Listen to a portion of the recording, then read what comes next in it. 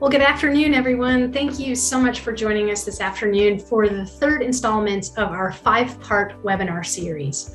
My name is Jessica DeGraff, and I'm the Director of Retail Accounts here at Proven Winners. And my role and that of our team is really to fully support independent garden centers with key marketing programs and tools to help you to not only engage and connect with consumers, but really to drive those consumers to you as a local independent source for our products. Before we get started today, and I turn it over to John Kennedy, I wanted to run through just a few housekeeping items with everyone. First and foremost, all attendees will be in listen-only mode. And that said, we really do love your interaction. And so there are a couple different ways that you can communicate with us today.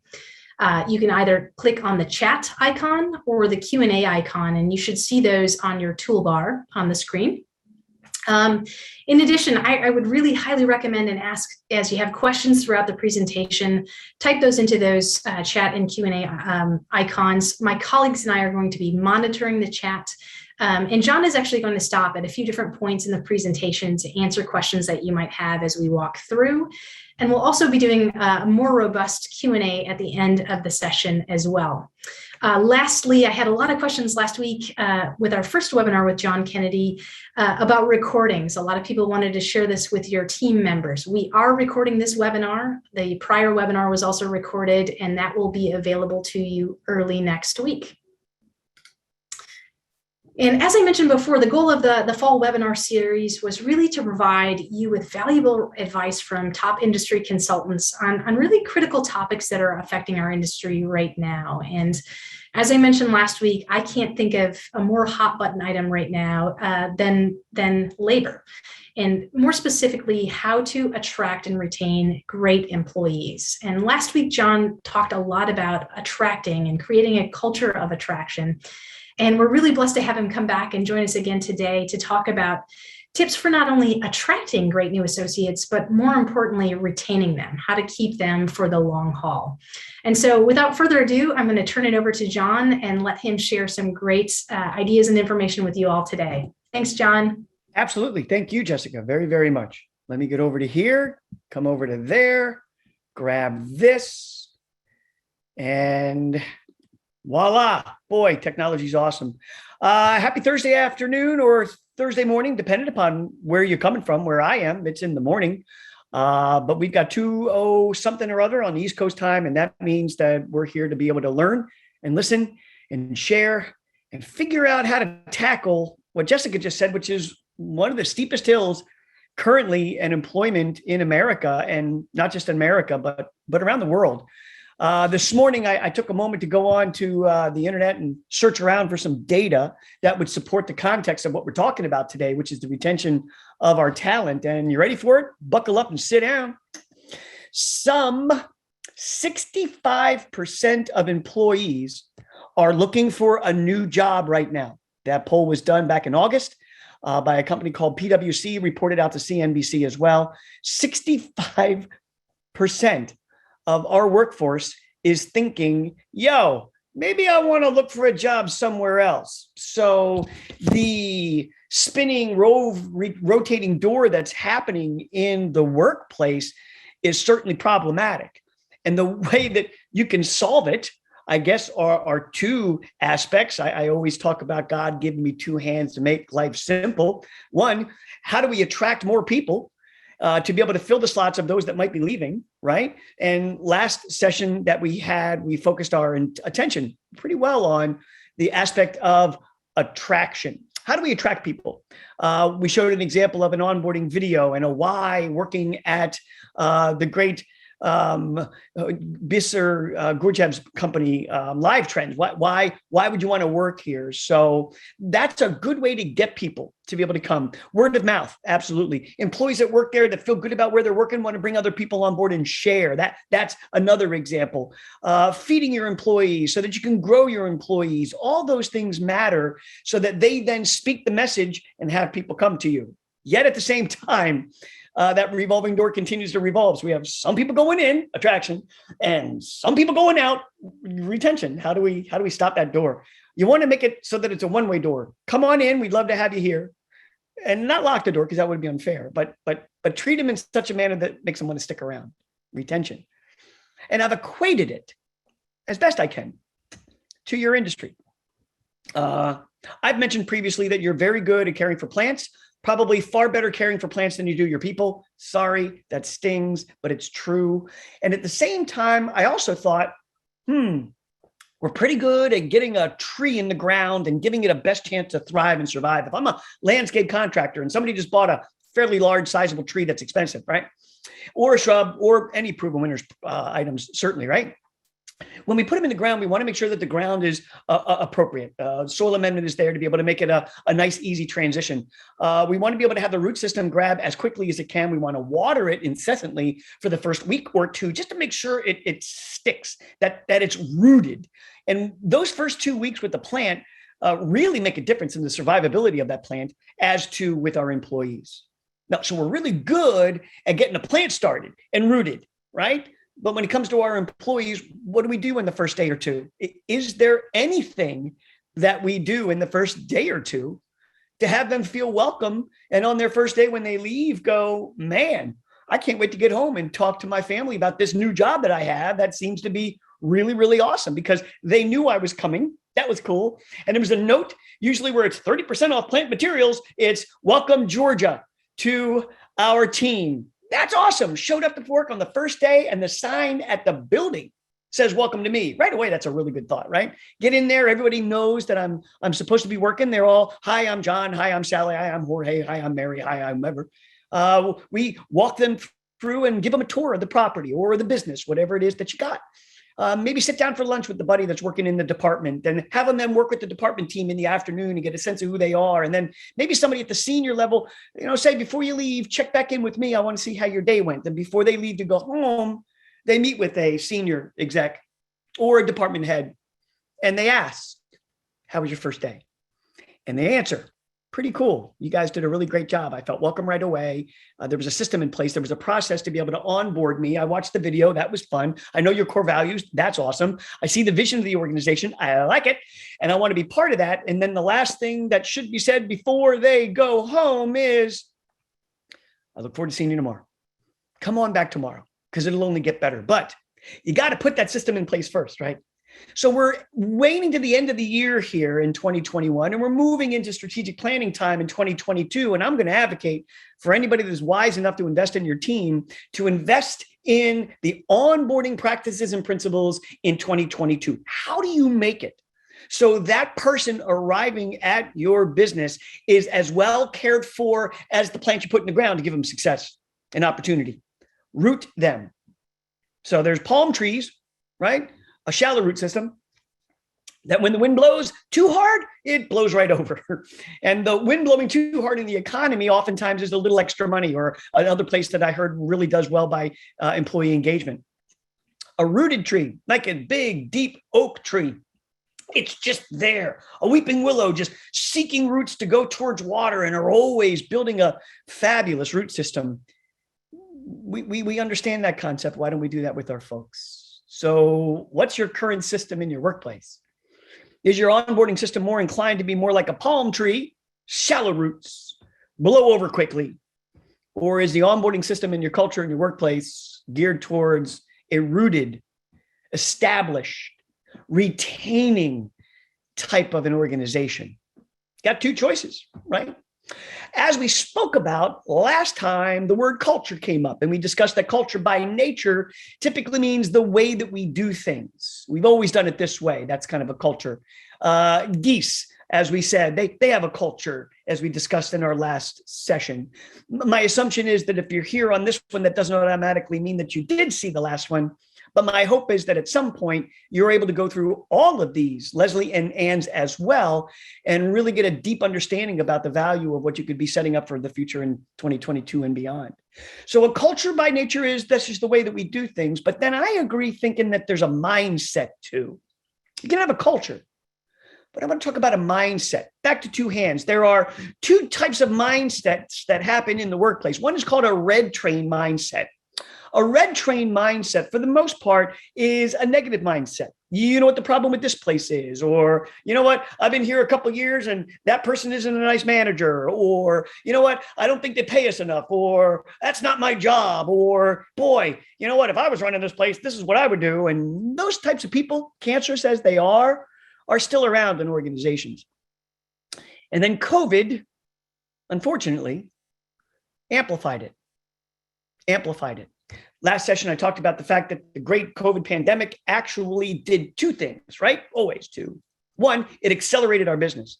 Some of us are up 20, 25, 30%, 19 over 20. Again, double digits, 20 to 2021. It accelerated the interest of the industry to be able to have people come out and buy what we have. Awesome, great, happy for you.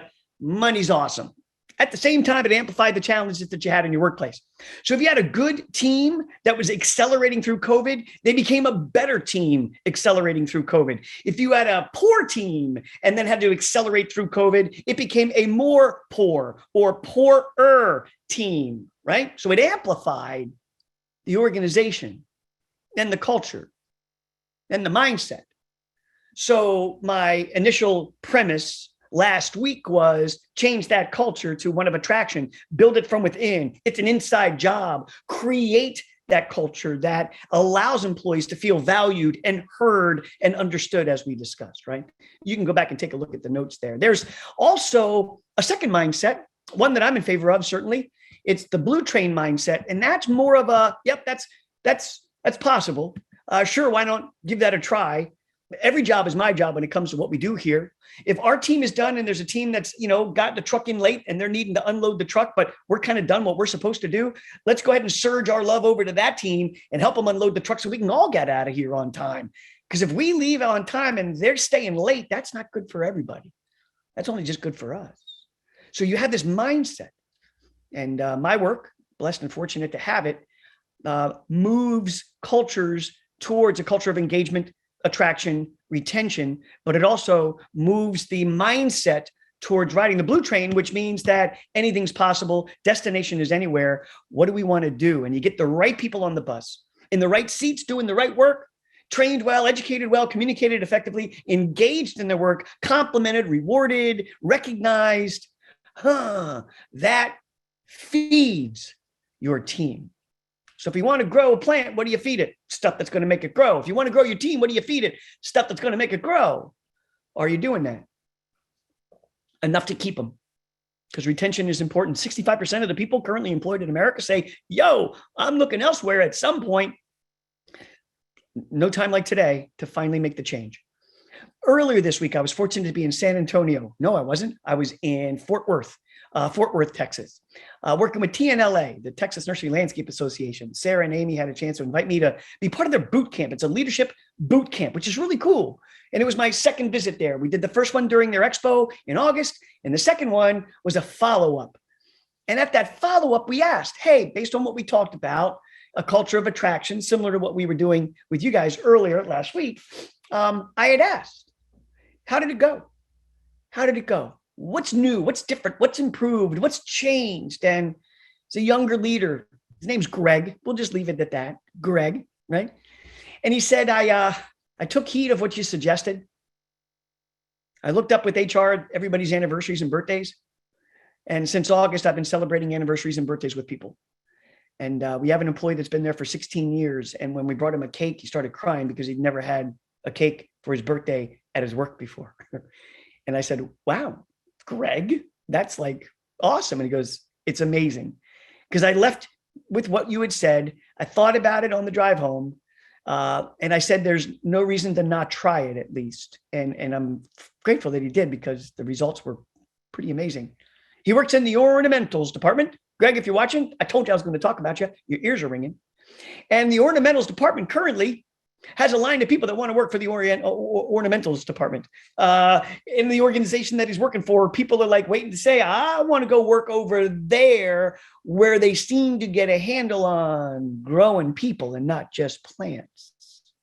It's a blue train mindset, creating a culture of not only attraction, but retention, and giving them stuff that's going to make them grow. So what are the things that make people grow? Well, it's always a people thing, but there are three things. One, we spoke about last time, called vision. Vision is where are we headed? People, when they work, want to know, what are we supposed to be doing? People, when they work, want to know what the game plan is. They want to know what the scoreboard is. They want to know what we're going. They do. You might think they don't, but ultimately people intuitively, internally, just inside of them want to be some part of something bigger than just themselves. We aspire to be that. Part of a winning team, part of a group of people that are moving the needle and making changes. They intuitively want that. So our role in leadership, in the creating a culture of retention now, is to ensure that we're revisiting the vision on a consistent basis so that everybody knows where they're going. Back when, during the Apollo mission, way back when, if you asked anybody, where are we going? The answer was, we're going to the moon. We're going to the moon. I am part of going to the moon, and every single person involved in NASA knew what the vision was, knew the direction that they were going in, and said, we're going to the moon. There were a couple of astronauts that were on that rocket that said, if you could also remember to bring us back safely, that would be cool. But I get it, we're going to the moon, but don't leave us behind and bring us back. So they had to reinforce the vision of having by the end of the decade, folks go to the moon and return back safely to Earth by the end of the decade. John Kennedy had a vision for the United States, and what a great story that is. So we've belabored vision. Let's get into the next one, integrity. Integrity is a core element of what we should be feeding our team to grow our team. And it really means doing the right thing when nobody's watching. Are you a person of integrity? If you say you're going to do something, do you do it? Do you catch people doing something right? When you're doing what you're doing, other people are watching. If you mess up, boy, you should probably fess up. Those are just a couple of integrity examples from a book called The Integrity Advantage. The Integrity Advantage. There are 10 principles to the Integrity Advantage. And really, ultimately, what they're saying is be a person of principle. If you say you're going to do something, do it. Be known for a person of integrity, that if I say I'm going to show up at 4, I show up at 5 minutes till 4, because early to me is on time. Right? If I say I'm going to get back to you by the end of the day on a question that you just asked me outside in the field, and I'm not sure the answer, but HR does have the answer, I'll have to check with HR. If you don't mind, I'll get back to you by 5 o'clock today. And lo and behold, at 4:15 in the afternoon, I'm texting them the answer. And they're like, okay. They said they were going to get back to me by 5. They got back to me before 5. Those little deposits in the bank account help in building not only your integrity as a leader, as an owner, as a business, but it also builds your respect. It also builds your respect. At the end of this presentation, we'll talk about the 4 levels of leadership. I'll drop a seed. Respect level leadership is where it's at. Respect level leadership is where it's at. And that can be found in and built from a value of integrity. Last time we met, about a week ago, we talked about vision, values, and volition. Volition is the execution of, or the engagement of, or the willingness, if you will, to drive the vision that we have. So it's not uncommon for organizations that I'm lucky and blessed to work with or engage with that they have integrity as one of their core values. But it's just a word. It should not only be just a word, it should be an action, a behavior. It should be something deeper. And then the last thing that we want to make sure that we have more so than ever is compassion.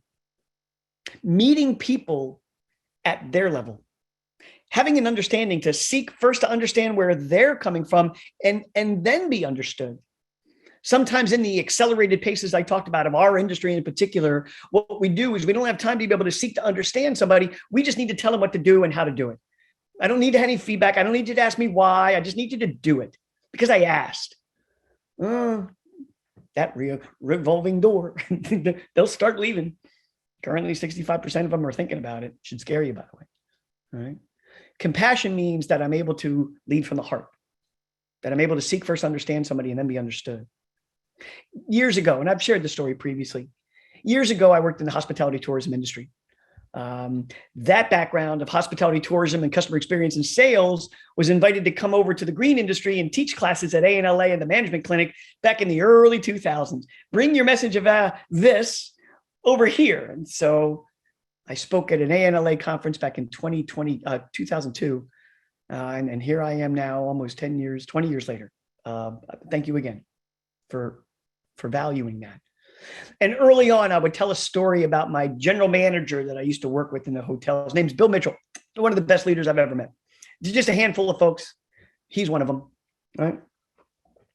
Onboarding process was in place. You meet with the general manager, you walk the property, you talk about expectations. He then cuts you loose to go meet with your team, and then you go off on your merry way. About a day's worth, that was about it. Not a deeply rooted oak tree, probably more of a palm tree, quite frankly. So anyway, goes through all the things that I'm, expected to know and understand and be, and who we are and what we do and how we do it different, value proposition, all those good things that salespeople talk about. And at the end of the discussion with him, I looked across the desk and I said, so, after all of that, is there anything in particular that you would want me to do? Like, what's the really motivating thing that you would want me to know about being successful here? And he sat on it for a moment. He's like, oh, you're asking the right question. And I'm like, I read it in a book, and he said, you, Mr. Kennedy, as he referred to me often, make beds. Looked me straight in the eye and he said, make beds. And I remember thinking, oh my God, I'm like been hired as a director of sales. I'm supposed to put heads in beds. Not supposed to make them. Kind of not my job. And I started second guessing, is this the career that I want? But I'm like, all right, you know what? I'll give it a go. If the guy that I asked said I should make beds, don't ask a question that you don't want to really hear the answer to. So I opted to make beds. And that was on a Monday. And I went and started looking around the hotel after I got acclimated and understood who was who and what was what and the departments and all that stuff. And I've been around a while, so I knew enough of it, just meeting people.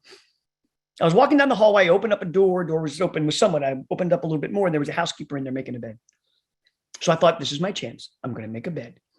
So I walked in, I said, good morning. Her name was Edna. She had her name badge on, Edna. You never forget your first bed, do you? Really, ever?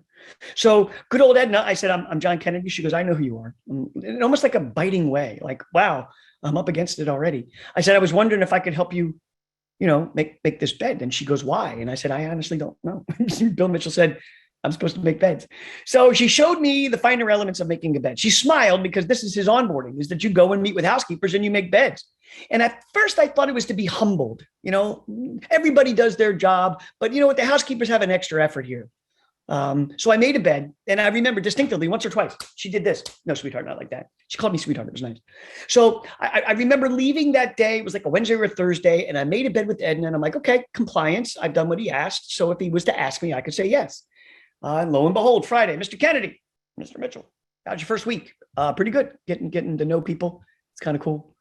Did you make any beds? I said, I did. I made a bed with Edna yesterday. And he goes, good, make 10 more, which I'm like, wow, this is hazing. This is hazing. But I opted to think, okay, if you're gonna make this thing happen, do what the guy tells you. So over the next week or two, I was making beds every day with housekeepers.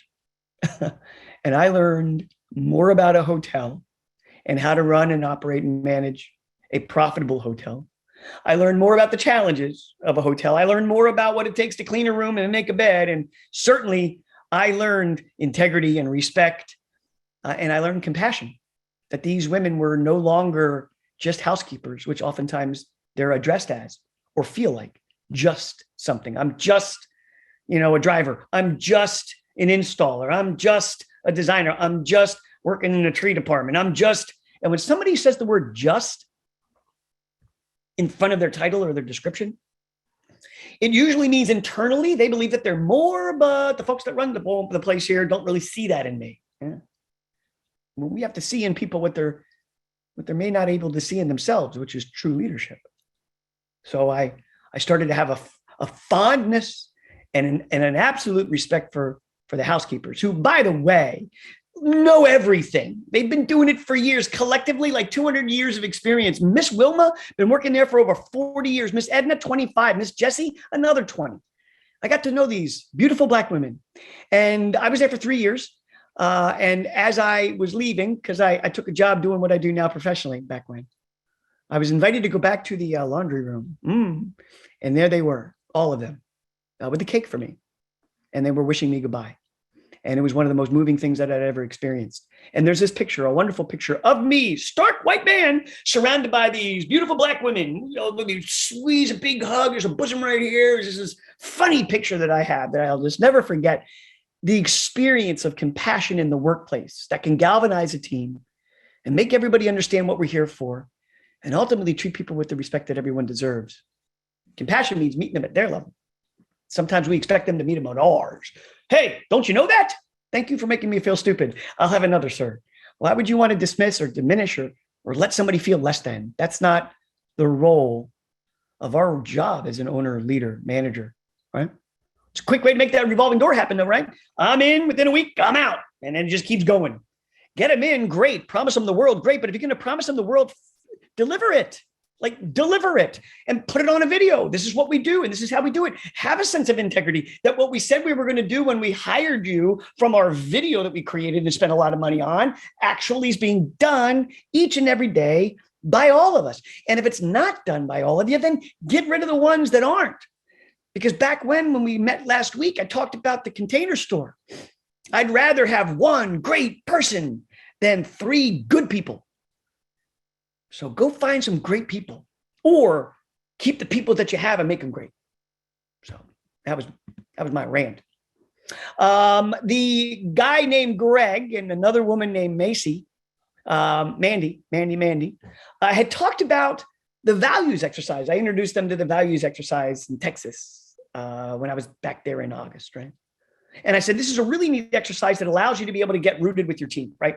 Don't just be shallow and learn about them and maybe their birthday and, okay, what their job and their background and all that stuff is, right? That's okay. But that's like a palm tree level of understanding and building a relationship. And I want to go deep. I'm going to go deep. I'm going to be rooted with my team. I'm going to get their roots into the ground with my team. So there's this wonderful exercise. You'll have this. It's called the values-based exercise. And what I do is I ask everybody to take a look at the 30 values that are in front of them. And I say, out of these values that are currently in front of you, just identify 10 that matter to you, just 10. And they underline it or circle it or whatnot. And after they do that first round of the values exercise, where they identify the 10 values, that matter to them, I said, okay, great. Good to know that. Good to know what matters to you. But now I want to ask you what matters more. What matters more? So take the 10 and make it 5. What are the 5 out of the 10 that you have? What are the 5 values that matter more?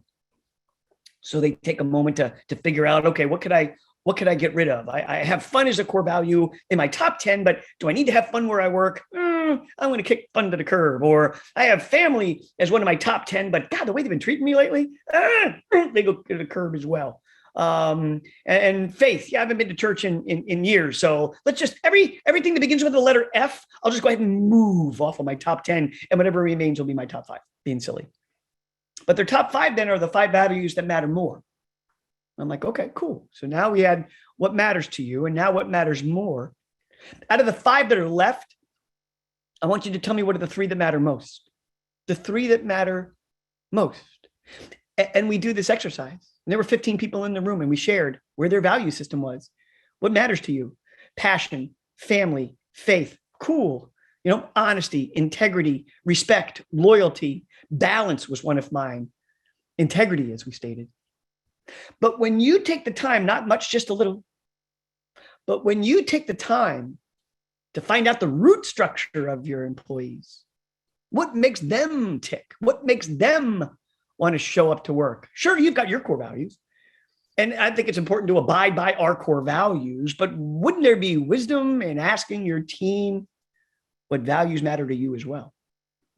So this little exercise has everybody on that team.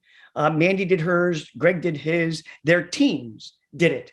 And she said, John, just last week when we reported it earlier this week, actually, I learned a lot about my team. It was a really fun exercise. And there were things that we all had in common that no one ever talked about because we're so busy doing the job of the day and maybe not understanding a little bit more about the root system of how do we dig deep, go deep. So this exercise, along with sample onboarding videos and other things that we've talked about last week, and then Ann follows on the 4th, if the shoe fits. And then I come back on the 18th of November. And on the 18th of November, we'll talk about the culture of engagement, how to get everybody to not just come and work there and stay there, but really be engaged. What we're going to do, Jessica and I had a conversation about this, is we're going to create a micro website. And it'll allow you to be able to visit that, and all this stuff that we've talked about will all be found in one place. videos to support what we're talking about, the values exercise, the 3 sessions in PPTX format or whatever will all be ready for you in one place. So keep an eye out for that, because you're probably wondering, how do we get a copy of this? I got you covered. It'll be there. I promise. I promise. Go deep. Start from the inside. Go deep. If you want to attract people, build a place for people that want to be attracted to work there. If you want to keep people, continue to build a place that has them attracted to be there, and keep going deep when it comes to your folks. I'm going to take a moment after I finish this little saying from a nice guy I met actually down in Atlanta years ago. I was invited to come participate in the John Maxwell's Developing the Leader Within You platform. They wanted me to be a presenter for their conference and event, which was kind of cool. A long time ago. He wrote a book. Many of you have read it or are aware of it, called The 21 Irrefutable Laws of Leadership. And one is called The Law of Connection. This is that go deep place. People don't really care how much you know until they know how much you care.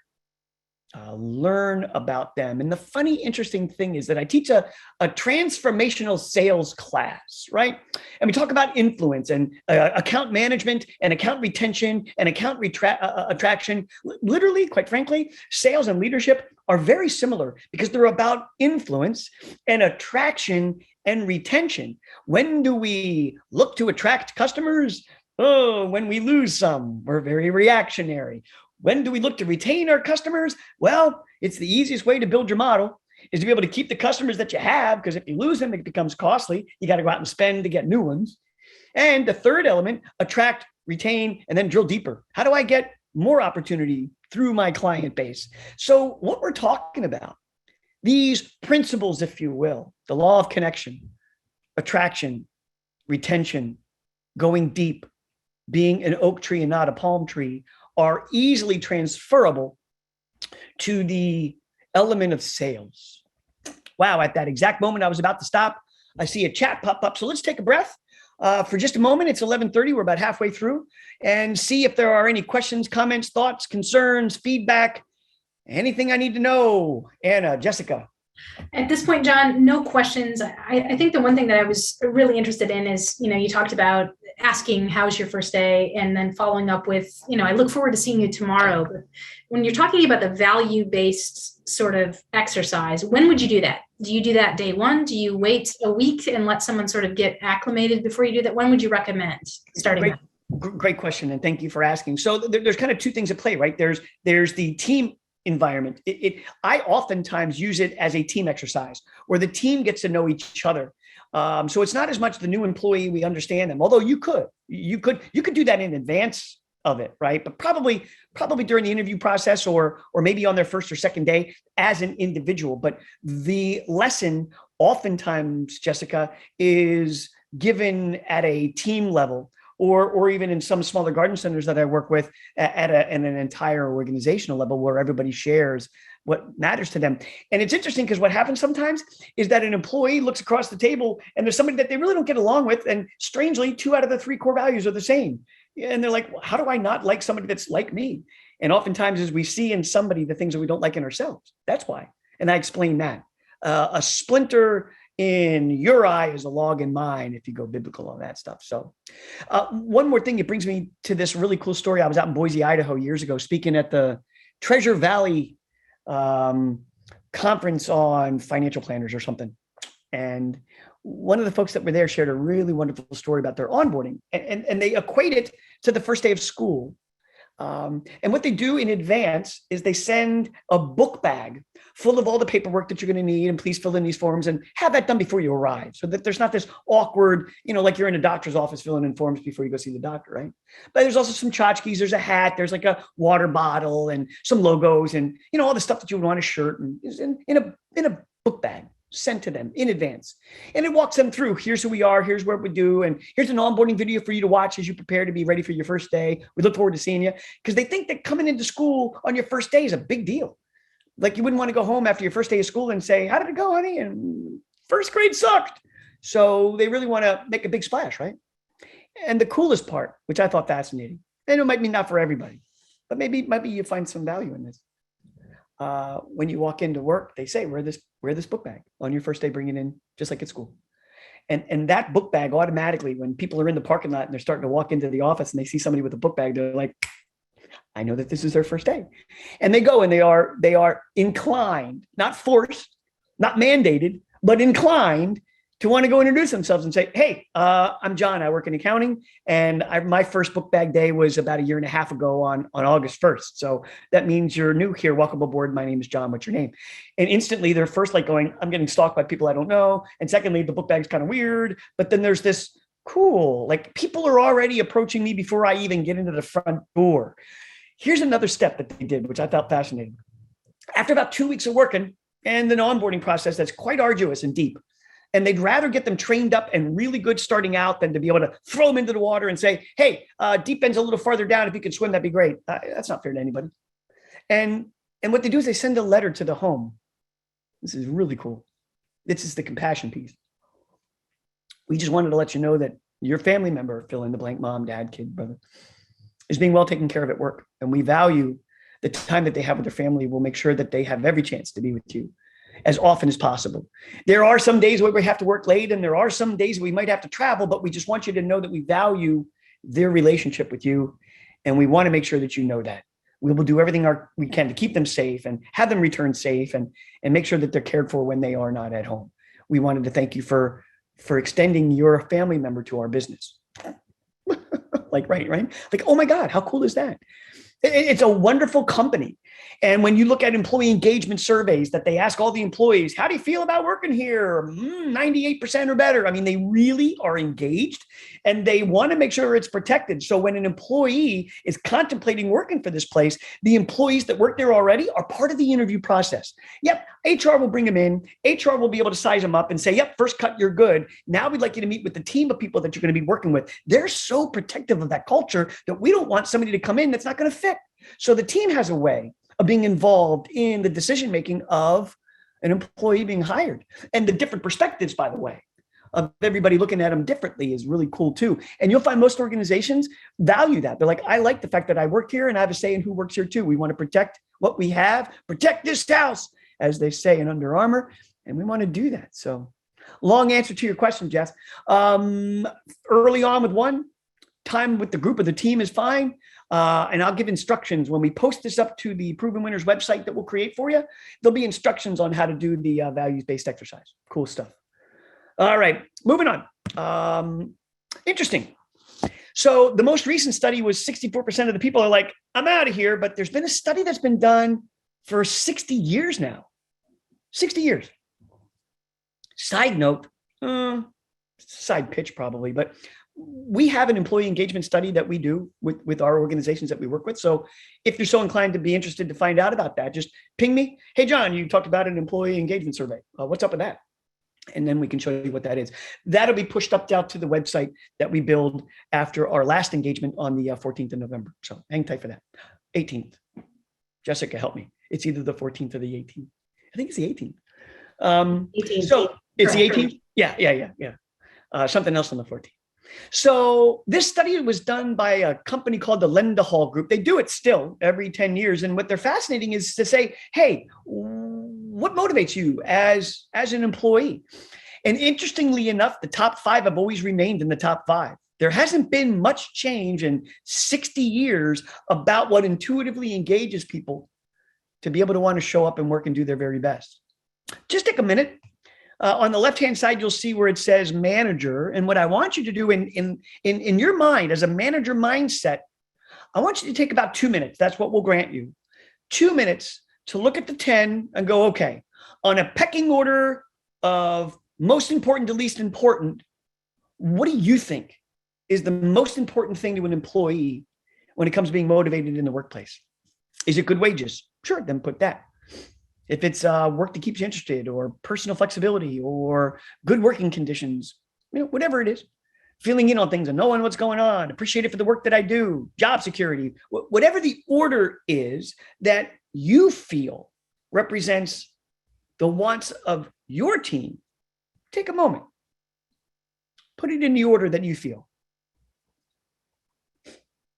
And in about a minute, I'm going to show you what the feedback most currently is, which is interesting. I hear Jeopardy music in my head.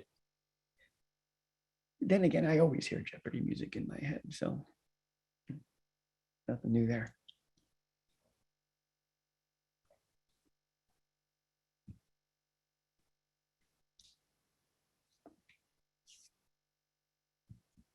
So interestingly, as I stated before, the study's been done for 60 years. So there's a lot of similarities in what people as humans, not workers, not laborers, not employees, but as humans want from where they work.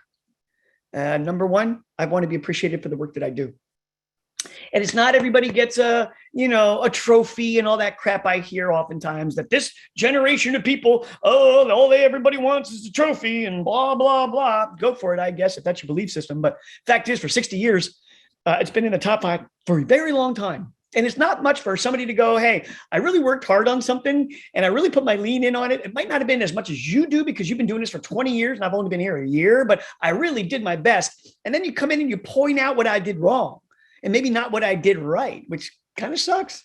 Hey, give me some appreciation for the work that I do. Find them doing something right. Validation, actually. People look for that. As a kid, when they have a baseball game and they hit a run and they are able to get to second base on their first stand-up double, that's a big deal. First thing you're doing is looking into the audience and the crowd to find mom and dad and be like, right? How cool am I? They want that type of validation. That does not go away as they get older. We don't grow out of things that feed us. And we should continue to be able to drive that. Do you find a chance to appreciate them for the work that they do? Number 2, feeling in on things, that element of communication. What's going on? I'm the last to know. Marketing's got stuff that went out to our customers. Our customers are coming in with some kind of a coupon that says, I got 50% off now until the end of the weekend. And you're like, really? News to me. Nobody tells me anything. And they literally tell the customer, I'm the last to know. Like they blame the company that they work for our lack of being able to be informed. So how often are we communicating to our team? How often are we appreciating what they do? And it's not a lot. I don't think it's, a thirsty tree that you have to sit there. I think come up with a plant that would be equivalent to being watered once or twice a week. That's for the most part what they look for. But we're so busy accelerating through what we've got going on that we don't have time for that stuff. And not having time for that stuff has been now amplified. And it's amplified to the degree the employees are like, I'm out. And 65% of them are like, see ya. The great retirement or resignation is what they're now calling it. Number 3, a lot of single parents out there, a lot of kids going through COVID that had issues. I'm out of school now for 10 days because I'm quarantined. Companies that showed flexibility, and I mentioned Ferguson last week, but companies that show flexibility, that are able to see that they're not only workers and laborers and employees, but parents and moms and dads. That flexibility goes a long way. It goes a very long way. Job security matters. I don't want you to think that it doesn't. And then good wages. Now, here's the thing. In economic times that are in our favor, you'll see good wages move up a little bit. Right now, the studies will show that there are certain age categories, genders, and ethnicities that are leaning towards more money. People of color, Latin American, and women are now in the study. You can go search data on employee engagement, are saying, I'm looking for a job that's going to compensate me better for the work that I'm currently doing. And as you look at other companies that are posting a $17 an hour average per hour for an employee, the minimum wage, or $15 an hour, at least for some states, even though your state is not there, that's now becoming the new expectation when it comes to bringing people on board. So, we're going to have to pay them more. Yep, there's truth to that. But if you pay them more, they stay longer. And if you pay them more and they stay longer for the other things beyond pay, appreciation, feeling in on things, a little bit of compassion, integrity, vision, values, everything we talked about, they'll give you more than the dollar amount that they're earning. So don't just throw money at the issue. Throw a heart at it too, right? And then as you can tell, because you're mostly smart folks, you're like, so what's number 6? Oh, come on, really? You're asking that? Come on. Here they are in the order in which they are of importance. So this will also be housed in the document storage area of the videos and all the stuff that we'll create for Proven Winners. So it's all about this. When it comes to what employees are looking for in the workplace, there's a 3 of them. Appreciation, as we talked about, learning new stuff, filling in on things, what's going on, am I able to advance within the organization, and do I know what's going on from a communication standpoint? Years ago in the hotel industry, I had a young lady named Jennifer who was a recalcitrant employee. I throw that word out about once every 2 months. Today was that day. Recalcitrant. Just difficult, not willing to engage, would call out sick on occasion. However many days she had, she took. Would show up to work late. And there was a point that I realized I'm going to probably have to nix her. It just isn't working out. Talk to the general manager. And he's like, it's your job, your call, not mine. She's been here a while. She used to work in the banquets department. I'm like, oh, interesting. So she's got banquet knowledge. Cool. Jen's job was also when brides would come in and want to be able to have their wedding at our hotel, she would screen them. She was a young girl, attractive young girl, right? And the brides were very enamored by Jennifer. They connected very easily with her. So Jen would say like, oh, where did he ask you to get married? And where are you going to go on your honeymoon? And what date do you have in mind for your wedding? And let me check the big book and find out if the date's available. And the date's available. It's awesome. So let me get Kathy, who's our wedding specialist, and she'll come in and she'll help you set up your wedding. And the brides on occasion were like assuming, I thought you were going to be helping my wedding get planned. And Jen's response one day I heard her say, I'm just the office assistant. That was her answer. And I sat there and went, it's me. It's not her. It's me. And I pulled her aside later that day and I said, I couldn't help it over here when you were talking to that bride today that you said you're just an office assistant. She goes, I am, John. I answer phones. I write up contracts. I show up, I do what I do, and I leave. And she takes every vacation day she could possibly, every sick day, and calls out sick sometimes. And I said, okay, how often, Jen, do you get asked to like help a bride plan her wedding? And she said, all the time. So you worked in banquets. I did. So you used to run the weddings pretty much. Yeah, I was a banquet captain for the weddings and stuff. So you're in my office as a salesperson that's responsible for the administrative elements of a busy sales office, but really your talent probably lies in wedding planning. Am I got that right? And she's like, well, yeah, but I got all this other work to do. I'm like, okay, let me talk to Kathy. So I went to Kathy, the wedding specialist. I said, hey, I got an idea I'd like to throw out at you. I was thinking maybe Jennifer would, on occasion, just to keep her engaged and whatnot, challenged maybe she would be a good wedding planner. And Kathy's like, good, because I hate it. And I'm like, wow, boy, I should talk to my team more often, quite frankly. So a restructuring of the organization had to happen. And I came across Jen on Friday afternoon. I said, hey, I talked to Kathy. And how about this? How about the bride that you spoke to earlier this week that said that they wanted you to help her plan her wedding?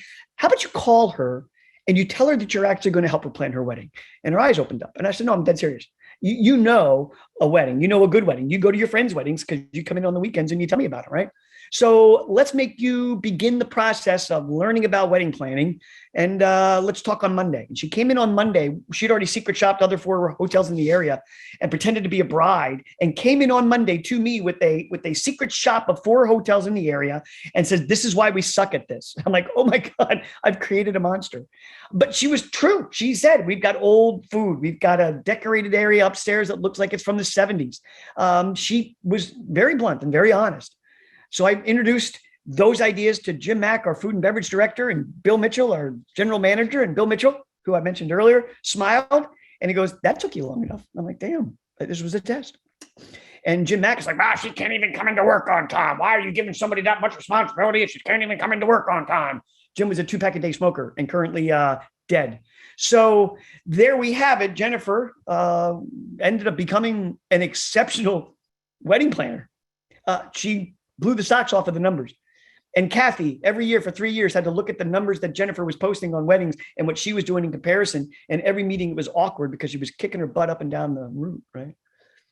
Jen would come in on a Monday also, smitten. She was, as I stated, an attractive girl, and I don't mean that in any way other than the truth. And, she had a couple of guys that she hung out with. And on Mondays, the sales team would talk about Jennifer's weekends and where she went and who she was with and where did you go and what car did he drive and what did he smell like? Apparently all the things I was unaware mattered to women if I'd only known back when.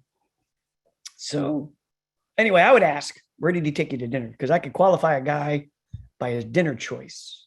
And she said, well, this guy took me to Demimo's. And I'm like, Demimo's, which is a really fine Italian restaurant in the Little Italy area of Baltimore. If you ever come to Baltimore, go to Demimo's. You're going to be paying, but it's worth it. Spring some money, have some fun. Go to Demimo's. I said, wow, what'd you have? She told me what she had. I said, what'd you have for dessert? She says, well, we actually went to Vaccaro's down around the corner. Vaccaro's is an Italian bakery, well known in the Baltimore area. When you come to Baltimore, go to Demimo's and then go to Vaccaro's. I said, what'd you have for dessert at Vaccaro's? And she said, we had cannoli. And oh my God, John, they were the best cannoli ever. I'm like, I got to get out more, quite frankly. Jen, my wife, and Ben and the girls, young, this is back a while ago. So we took our friends out to Little Italy, and we didn't go to Demimo's because that place is expensive, but we went around to Salvatore's or something and had a nice dinner. And we went to Vaccaro's and we had dessert, and the cannoli were really, really good. They were really good. So I opted to say, can I get a couple to go? Because I wanted to bring them in, for Jen on Monday. So the guy put them in a box. He's like, are you eating them tonight or tomorrow? And I said, well, I'm not eating them at all. I'm bringing them in to work on Monday for my wedding planner. And he's like, oh, okay, cool. Because if you want to have them later, you don't put the stuffing in the shells. So there's 3 shells in the box, stuffing on one side, 3 shells on the other, boxed up nicely, Vaccaro's logo, put in the refrigerator on a Saturday night. Sunday, we go to church. Sunday afternoon, little yard work, Sunday night football, and Sunday night kids. And Sunday night, 11 o'clock, John's hungry. And I'm thinking, man, there's some Vaccaro's cannolis in the refrigerator. And, if I don't bring them in, she will never know. So I had this wrestling match with the refrigerator door. And ultimately, I was proud of myself. I took that box in the morning on Monday with 2 cannoli in it. And I brought it into work. And I left a little note on the box that said Breakfast of Champions because I thought that was funny. And Jen comes in and she sees the box there. And she sees a Vaccaro's logo on it. And she sees my strange handwriting because I write strangely. And she looks over at me and she says, you remembered that? I'm like, yeah. We went to dinner and you had told me about Vaccaro's cannoli, so we wanted to try them. She's like, that was a couple months ago. And I'm like, I know, but went there, had them. They were good, brought you in some. And things changed. There was this strange, unique moment where she's like, maybe you're not such an ass kind of a thing, right? Thoughtful. It wasn't that big of a deal. It cost me like $8. I mean, it's not a big deal, but I later was profoundly affected by the fact that just a cup of cannoli to somebody can make a difference. So I've, over the years, developed this whole thought about what's the cannoli factor in this person? What's the cannoli factor in that person? What's the thing that matters to them? If it's their kids, is it their pets? Is it their car? Are there core values, Jessica, that we talked about earlier that I should be aware of? Because if it's core value of family, I should probably celebrate their family. I should be able to ask them about their family. So when employees leave on the way out the door, oftentimes when asking their exit interviews, which is a little late asking them because they already left, why are you leaving? 41% say on the way out the door, I'm leaving because I'm no better than I was when I got here, that we weren't growing our team. We take our plants and we put them in a 4-inch and a 6-inch and an 8-inch, and then we move them up to a gallon and a 2 and a 3 gallon. I mean, we're real good at growing our plants and making them bigger and getting them better and making them happy. And we don't do the same with our people. Continue to look at how is it that you could be able to challenge your team to get to the next level of opportunity. Appreciate them for the work that they do and ultimately communicate as often as you can. I mean, it's not rocket science. Work on 3 things and you've got yourself a great team. 70% of turnover happens because of a lack of what's in front of you right here. And COVID, sorry to bring it up, but there you have it, amplified it to the point that now 65% of people in America are like, it ain't working out. It was bad before. It's worse now. I'm going to find a new job. And that number will rise is what the study shows. Start now. Start today. Best time to plant a tree? 25 years ago, or today. Start today. There's no reason why you shouldn't. So that you can retain the talent that you have. And if you retain the talent that you have and attract the talent that knows that you're doing a good job, you be like Greg in Ornamentals, where all the people are waiting to be able to work with Greg. What's the difference here? God gave me 2 hands, right? And I've illustrated this. I planted the seed earlier that there's roles and responsibilities that we all have in our management and leadership jobs. And if that's all you got in your manager's toolbox is my role, department head, department leader, owner, vice president, or whatever, and your responsibilities to the organization, then your employees are just working because they have to. And the culture and the mindset of somebody that shows up to work because they have to is completely different than the mindset of somebody that shows up because they want to. And the difference, simple, respect. we get into relationship building. We get into drilling deeper, right? We get into the roots of, and how do we understand their values and develop better relationships with our team members and take them out to an event or put them into a training program at whatever local state organization you have in the horticulture industry. Those things are great, but if you are not a person worth respecting, those are still great. They'll take it and then they'll go. And a lot of you, I remember hearing for years and years and years, well, I don't want to invest in my team because if I invest in them, they might take what I've invested in and go find a job somewhere else. And the old answer is, well, how about this? How about you don't invest in them and then they stay? Which one would you rather, right? And they'll stay longer, retention, if they have respect and engagement, which we'll talk about on November 18th. So respect level leadership, getting to a place where they show up to work because they want to, not because they have to. And in the waning moments of a 1 hour presentation, I leave myself open to questions in the chat or questions that anyone may have about the content that we just went through fairly quickly. An hour goes quickly for me. How can I help? Jessica, any questions from anyone about anything? I do. I've got a couple of questions for you. So I'm going to read these off, John. And I now I'm hungry because you talked about cannoli. So cannoli. And I took a great thing away. I think that was a really awesome story about what we as managers can do to engage with those that we have on our teams. So in that vein, what are some practical ways that we can start connecting with our team on a regular basis so they feel appreciated and we build better relationships? Well, I mean, it's almost like I paid you $5 to have that set up, but on the left-hand side of your screen is your share space.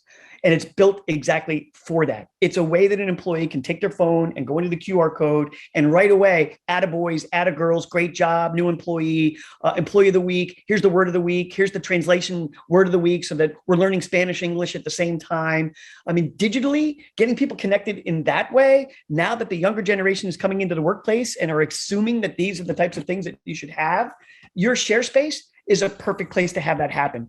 Stand-up morning meetings at a huddle, at a board to talk about what we're doing. We'll talk more about that in the culture of engagement in the next session on the 18th. But in the short term, you should never feel that you're over communicating things because you aren't. You aren't. To be able to remind, to be able to reinforce, to be able to have a chance to tell everybody what's our vision. Boom. What are our values? Boom. Grab an item. Tell us what you know about this item so we can all learn something new every day. Those processes, those systematic approaches to a communication, training, and engagement are vital. Whether it's done digitally through your share space, you can just use your camera and scan that puppy. It'll bring you right inside of it. It's kind of cool. Or on a more consistent basis, walk around. Check in in the morning, say hi, good morning to each and every person. Make it a point to go and say good morning to each and every person. Don't underestimate the value of just checking in and saying good morning. But we're so focused on the tactical day-to-day that we forget about. I mean, could you imagine a team? Hey, did you water the plants today? Nah, I forgot. We do that, but we don't water our team. So get into the habit of every plant that I'm watering, I got to make sure I'm watering some people too. Get that mindset there. Helpful? Answer your question?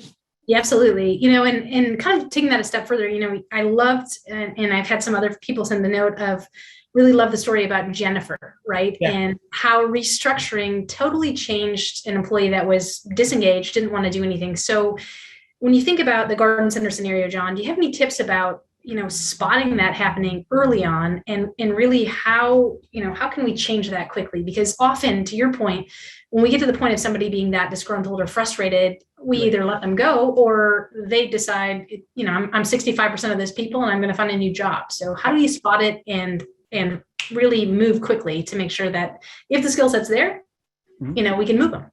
Great question. Recently had this discussion with TNLA back earlier this week. So when we do the reviews process, which oftentimes we don't, or if we do, it's an annual review, which is a long time to have somebody hear how they're doing. Each time that we're reviewing, either informally on a quarterly basis or on a more formal basis, my world has it biannually. Every 6 months, we're checking in with our employee. We ask them the question, where do you see yourself a year from now? what is it that you would like to learn between now and the end of the year that could put another tool in your toolbox? Ask them. But if we wait until they leave and they're like, why are you leaving? You know what? I wanted to learn about horticulture. I wanted to go to some of the state conferences. Then I told my boss, I told my boss's boss, and nobody's done anything. So I'm going to work for a company across town that invests in education. And I've got 2 friends that are at conferences right now shooting me texts saying, you should be here. So I quit. And like, oh, whoa, wait, we'll put you there. Too late. So ask them on an informal basis quarterly, but more on a formal basis so that you're able to write it down and have a pact or a contract to say, well, that means that between now, June, July, and end of the year review, I'm going to make sure that you have something that's going to feed you and put tools in your toolbox to make you better, whether you stay here, which we would love, or whether you go somewhere else. We want you to, no matter what, leave better than you came here. And I will be totally honest, as pour as much water as I can on you to grow you with an expectation that you'll stay, but a realization that sometimes people move on and they're like, okay, fair enough. And if you can keep for another year, what impact would that have? I have a client, that's their vision, to be able to extend by 1 year the amount of time that they keep employees. They've been turning people over every 2 years. Crazy. Literally a revolving door to extend it 1 more year. It's a company in Cape May, New Jersey. It's a hospitality company, and they're just turning people over. That industry, tourism, is well known for transients in relationship to business. We need to say, how do we get them back one more year? How much would that be of value to the organization? So great question. And my hope is that the answer addressed it. I think so. And Jane had a very similar question about, from an employee perspective, how do I get my manager to listen to me before I get frustrated and decide, hey, it's time to go. And I think, what I'm hearing from you, John, is really, it's a 2-sided thing, right? As a manager, you need to be actively listening and engaging and asking the right questions. And as an employee, being very honest, probably with answers to those questions, right? Right. Yep. Here's what I'm looking for. Not a demand, an expectation. The expectation of when I work for an organization is that they're going to continue to grow me so that I can become a better employee and possibly move up in the organization. And if they're not willing to grow me like they grow their plants, then I'll go find a place that will. And now those organizations are creating videos. They're able to say, why work here? They're restructuring it all. It's a little late, but I'd rather it be done now than not done at all. It's never too late to start over in the onboarding process, which I highly advocate as a 2022 strategic plan, is to enhance your onboarding platform so that you're digging a deeper hole and watering it so that tree has a real good chance to survive. We do it to our trees. We don't do it to our employees. Shame on us, quite frankly. Shame on us. Great. Well, thank you, John. I think we all have a ton of great information to take back and to share with our teams. As John mentioned, we are going to be putting together, John has graciously agreed to put together a website to really house our culture series, as I like to call it, right? And so the one thing that I wanted to mention is John will be joining us again on November 18th at 2 p.m. Eastern. And he's really going to wrap up the series and talk about engagement, right? And I think there's a lot of great information there. John, thank you so much for your time today. Safe travels home. And thank you to you all for joining us today and for sharing in this time. It's been fantastic. We'll see everyone later.